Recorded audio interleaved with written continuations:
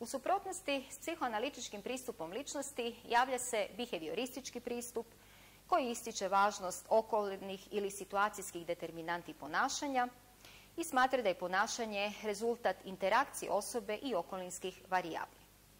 Izdvajamo i kognitivni pristup prema kojem razlike u ličnosti proizlaze iz razlika u načinima na koje osobe mentalno reprezentiraju informacije. Unutar ovog pristupa ističe se Bandurina teorija socijalnog učenja koja pretpostavlja da na ponašanje djeluju unutarnji kognitivni procesi, opažanje ponašanja drugih ljudi i okolina u kojoj se ponašanje odvija.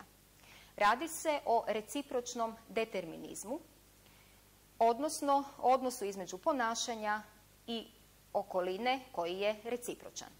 Jedan od najnovijih pristupa istraživanju ličnosti jest evolucijska psihologija koja polazi od pretpostavke da će se ponašanja koja povećavaju izglede preživljavanja organizma i dobivanja potomaka učvrstiti tijekom evolucije i postati važni aspekti ljudske ličnosti.